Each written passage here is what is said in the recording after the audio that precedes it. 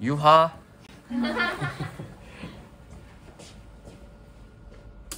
아, 좋아, 딱 좋죠. 유하. 아, 여러분 오늘은 우리 어제 주나라 끝냈죠? 4대5명. 네. 오늘은 새로운 대단원을 들어갑니다. 벌써 1단원이 끝났어요. 엄청나죠? 이거 왜 한국사가 나와? 정신 못 차리네. 이상한데? 왜 한국사가 나왔지?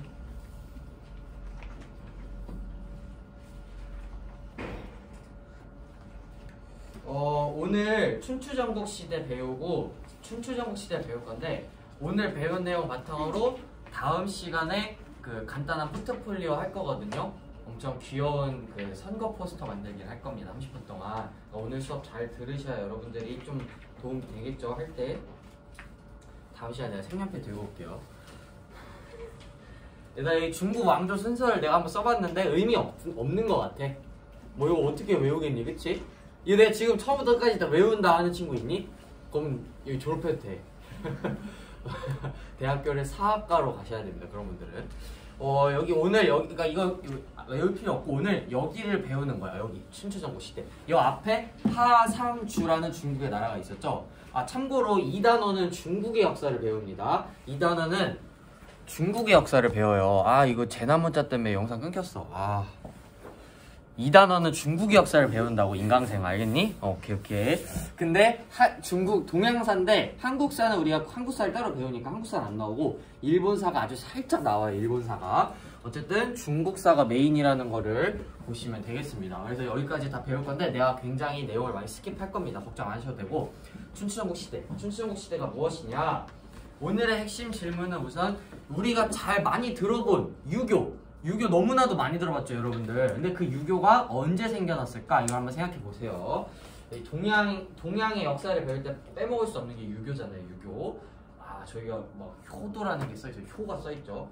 이 춘추전국 시대가 어떻게 시작되었냐면은, 뭐냐면은, 우리 지난 시간에 배운 주나라 있잖아, 주나라.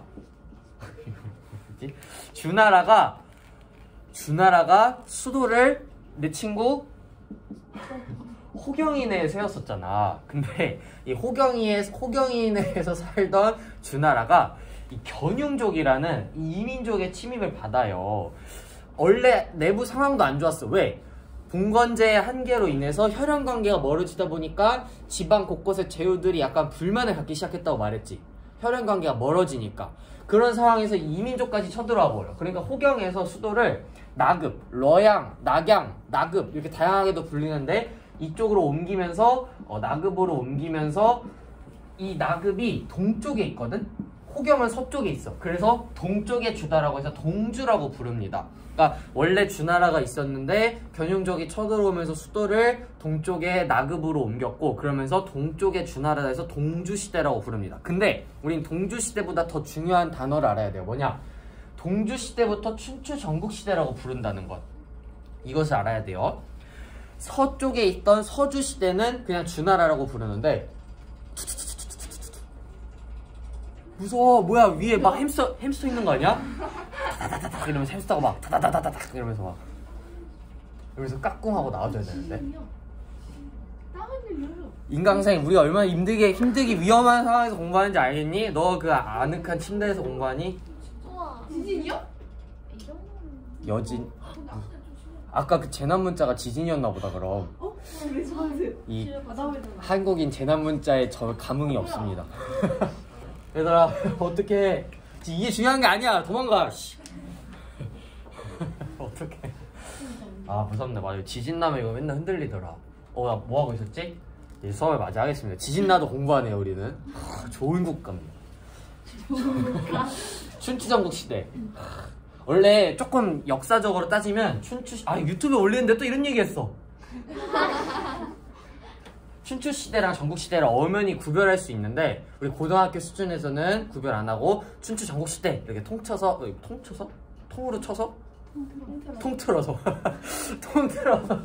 공부하시면 됩니다.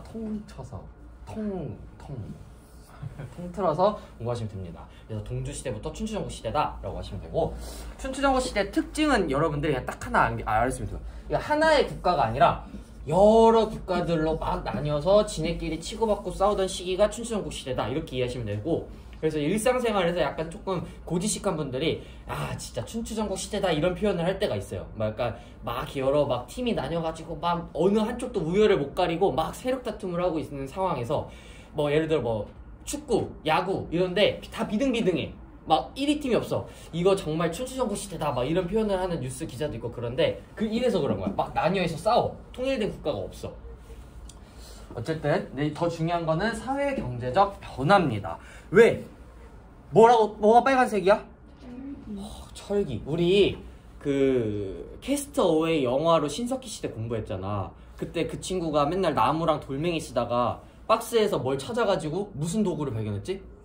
스케이트, 날, 철기 생기니까 농업 생산량이 늘어났었지. 막 그 코코넛 쉽게 까먹었잖아. 철기의 위대함 기억나? 그래서 중요한 거야. 원래 나무로 막 닦으면은 땅이 이렇게 있으면 이만큼밖에 못 파. 근데 철기가 있으면은 적은 힘으로 깊게 팔 수 있어. 이게 무슨 뜻이냐? 땅의 에너지를 더 많이 쓸 수 있게 되었다. 이해되시죠? 원래 땅 그 흙에도 양분이 있는데 그걸 계속 써버리면은 이게 다 소모돼 버려서 막 거름 주고 막 그러잖아. 현대적인 농사 지을 때도. 근데 옛날에 거름 이런 게 발달하지 않았거든. 그러다 보니까 막 이동하면서 농사를 지었어. 근데 깊게 파서 밑에 있는 땅 흙을 이렇게 위로 올리고 너 다시 잠깐 내려가 쉬어. 약간 인간 잔인하죠? 너 다 빼먹었으니까 너 밑으로 내려가 올라와 이래가지고 농사 짓고 철제 농기구. 그리고 우경은 이렇게 귀여운 은매 소가 있으면은 얘한테 이렇게 철제 농기구 달아줘가지고 이렇게 이 녀석아 빨리 가라 이러면서 이러면서 하는 게 우경입니다. 소 우자. 인간은 잔인해요. 인간은 잔인합니다. 철제 농기구와 우경. 그래서 농업 생산량이 증가했다. 배불러진다는 거야. 아이 배부르다 이러면서 재산이 늘어나. 그치? 무슨 말인지 이해되지? 식량 생산이 늘어나니까 잉여 생산물. 여러분 막 너 완전 잉여롭다 이런 말 하잖아요. 잉여 농산물이 많아지니까 그게 사유재산이 되고 농사를 성공한 사람들이 이 남는 음식들 팔아가지고 돈 벌고 싶네? 하면서 상업이 발달하는 거야. 상업이 발달해. 상업할 때 뭐가 필요해? 여러분들 뭐로 결제해요? 화폐. 여러분들은 카드로 결제했지만 이때는 카드 없었잖아. 그래서 화폐.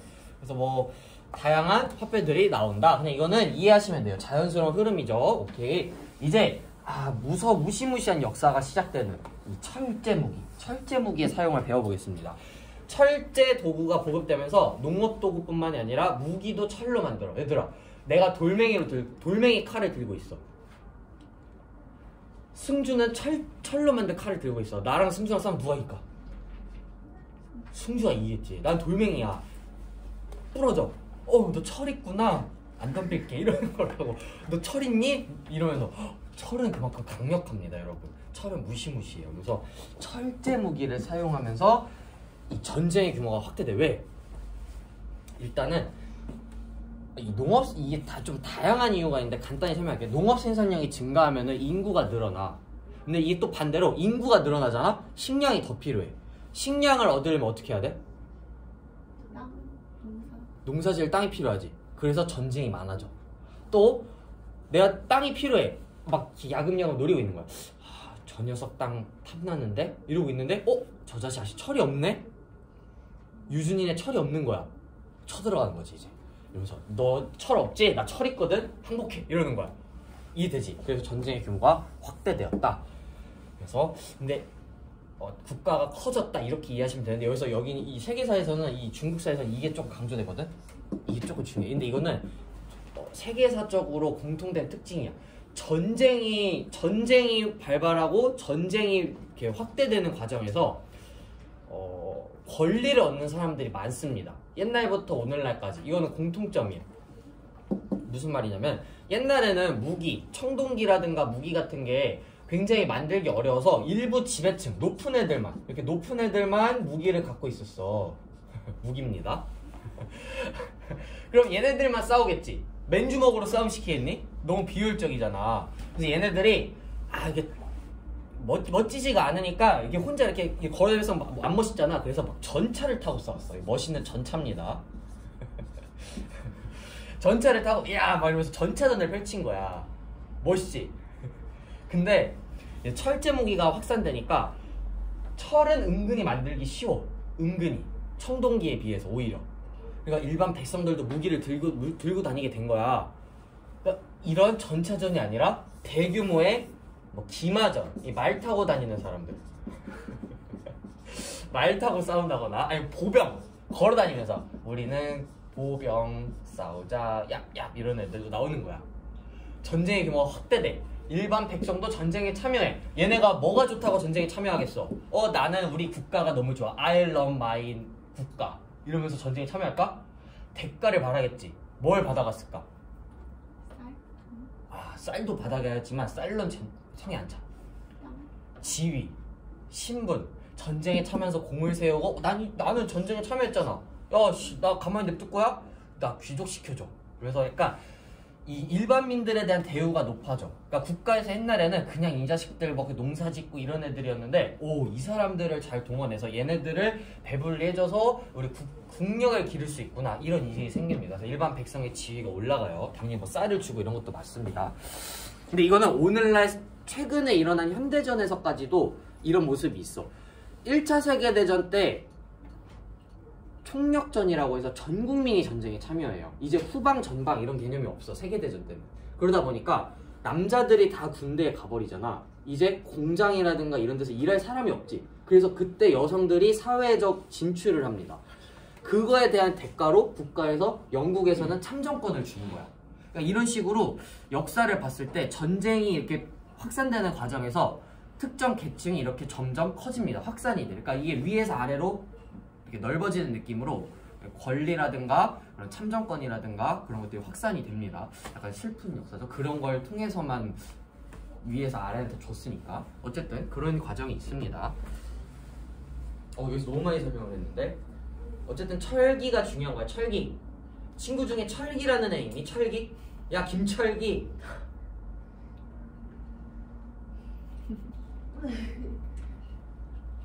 예진아 핵노잼이야? 표정이 싸늘했어. 변법이 뭐지? 변법 뭐야? 변법이 뭐야? 단어가 어려워. 어렵지 않아. 변법 간단히 뭐냐면은 전쟁이 많잖아 지금. 그럼 국가가 세야 돼 약해야 돼? 국력이 올라가야 되지. 변법한 거야. 변신 이런 거야. 그걸 멋있게 변법이란 거야. 여기다 변신이라 쓰면 이상하잖아. 갑자기 변신 이상하잖아. 진화 이상하잖아. 변법 이렇게 한 거야. 오케이. 국가가 강력해지려고 변신했다. 진화했다. 나 진화시켜줘 이러는 거야. 그래가지고 어떤 식으로 어떤 방향으로 왕의 힘을 강력하게 옆에서 계속 깐족거리는 귀족들 약화시키고 막 귀족들이 옆에서 막 많이 배웁니다 이러잖아. 너 짱나네. 너 가만히 있어 이러는 거야. 그리고 왕짱 군사력 늘려 세금 늘려야 돼. 그래서 9년 제도라고 우리 지난 시간에 주나라의 봉건제 배웠죠. 그 봉건제랑 정반대야. 봉건제는 지방 곳곳을 자기 가족들에게 주는 거였잖아. 제후들을 만들어주는 거였잖아. 그게 아니라 9년제는 지방 곳곳까지 왕이 직접 선발한 지방관을 보내는 거야. 그러니까 왕의 대리인을 전국에 다 보내는 거지. 그러니까 왕권의 힘이 세요 약해요? 세죠. 그래서 9년제는 중앙 집권, 봉건제는 지방 분산 이렇게 알고 있으면 됩니다. 그리고 호적제도. 호적제도가 뭐야? 가족의 그 가족 명단을 쭉 작성하는 거야. 여기 누구 살고 우리 여기 지은이 몇 살이고 뭐 이런 성별 나이 다 조사하는 건데 국가가 강해지는 거랑 호적이랑 뭔 상관이야? 세금. 그렇죠. 국가가 운영되기 위해서 가장 필요한 것은 돈입니다. 뭐니 해도 돈이죠. 머니죠.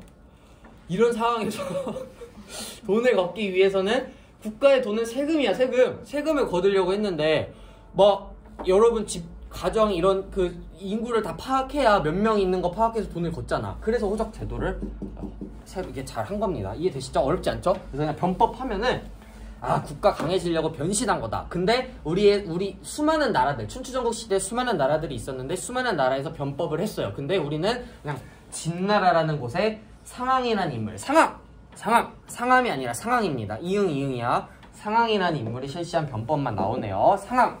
진나라. 이 진나라가 나중에 춘추전국 시대를 통일하는 그 진나라입니다. 진시황제. 그 진나라예요. 그래서 진나라가 통일을 하는 거야. 이 변법이 성공해서. 이렇게 뭐 춘추전국시대 지도가 나오거든.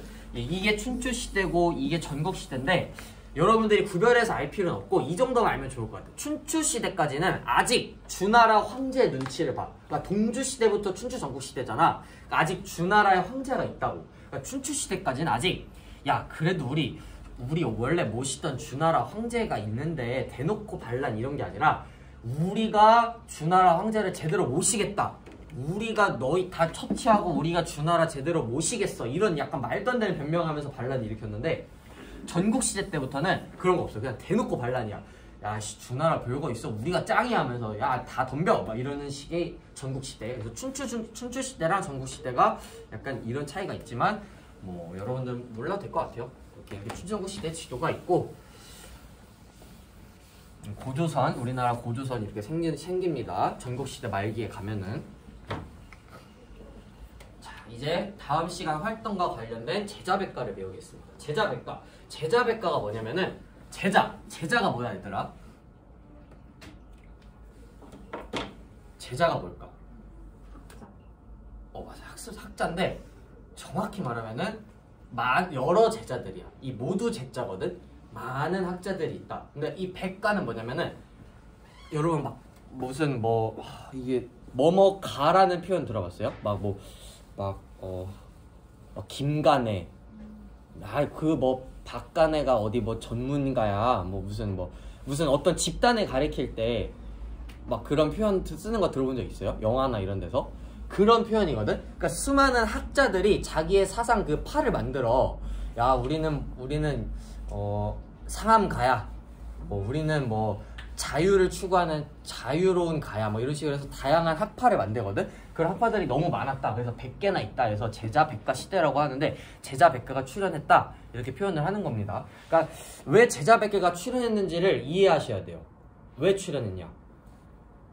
전쟁이 많아. 전쟁이 많은 상황에서 국가가 세야 되겠죠. 국가가 강해지려면 누가 필요해? 인재가 필요하잖아.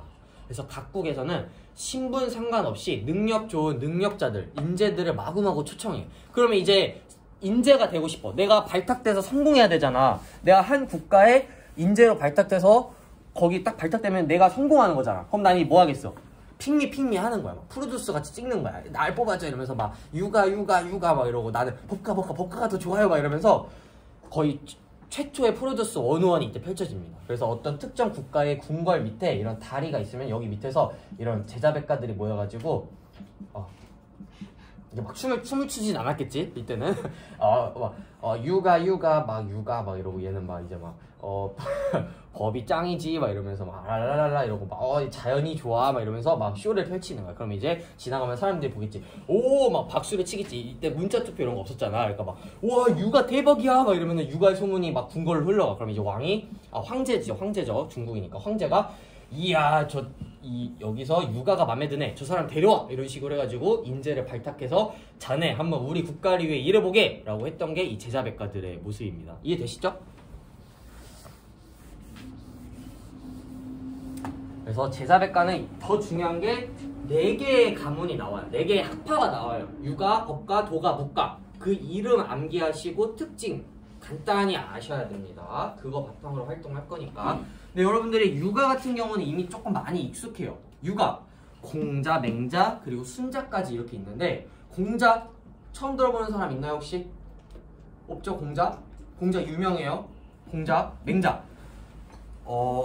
이 유교에서는 승민이 안녕. 인과 예를 강조한다는데 이 인과 예는 평생 공부해도 이게 뭔지를 모른대.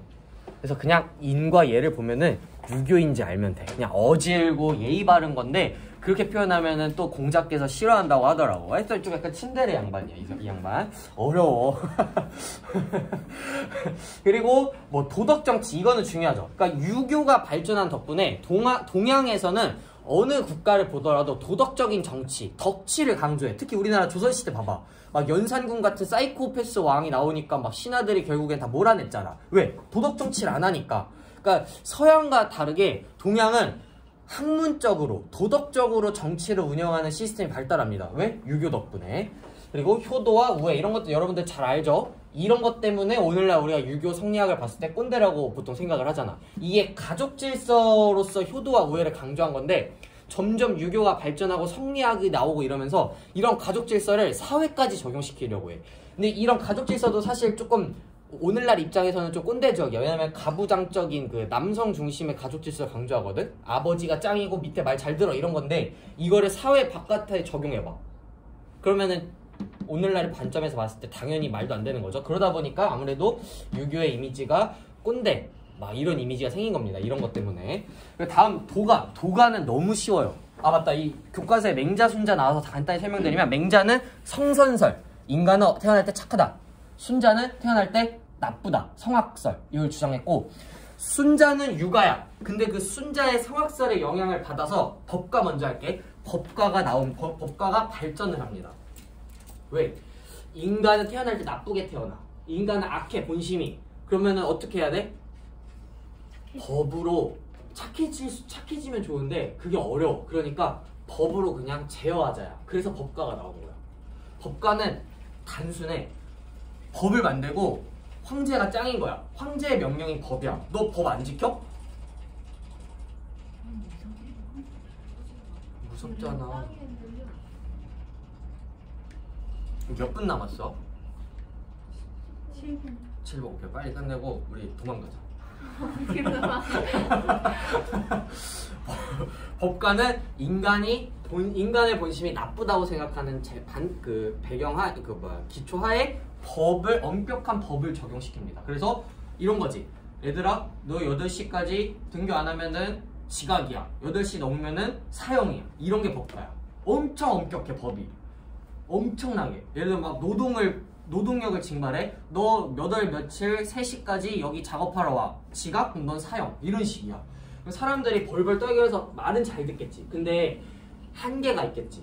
본심에서 그 사람을 좋아하고 믿어줄까? 반란이 자주 나와. 그래서 나중에 이 법가가 처음에는 인기가 굉장히 많았어요. 여러분들이 황제였다고 생각해봐. 황제 입장에서 법가 너무 편하고 너무 좋아. 내가 짱이래. 내 명령이 법이래. 백성들 법 지켜야 된대. 근데 사람들이 반란을 일으키니까 나중에 점점 법가에서 유가로 넘어옵니다. 유행이. 그래서 우리나라 동양의 역사는 이 유교가 히트를 쳤죠. 중심이었죠. 이제 법가, 유가 이렇게 하시면 되고, 도가는 이런 말 막 알 필요 없어. 도가는 그냥 자연이야. 자연. 도가 자연. 인위적인 거 싫어. 뭐야 이 처첨단비. 에이 갖다 버려. 나무 짱, 숲 짱, 공기 짱 이러면서 에이 싫어 이러면서 자연스러운 게 좋지 하면서 다 까. 야, 법 인위적이야. 법으로 인간 컨트롤하지 마. 유교. 야, 무슨 뭐 가족 질서 인예 막 웃기시네. 이러면 무슨 이렇게 인위적인 게 어딨어 하면서 다 까.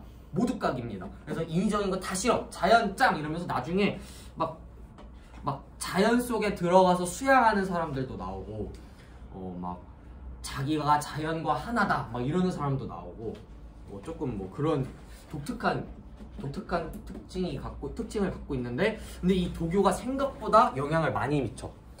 몰락한 양반들이 딱 도교를 많이 좋아했대. 아, 나 옛날에 잘 나갔는데 그냥 산속에 들어가서 수양이나 하자 이러면서 막 자연 그리면서 막 그런 도교가 많이 발전합니다. 그리고 묵가. 이름이 재밌죠? 묵가.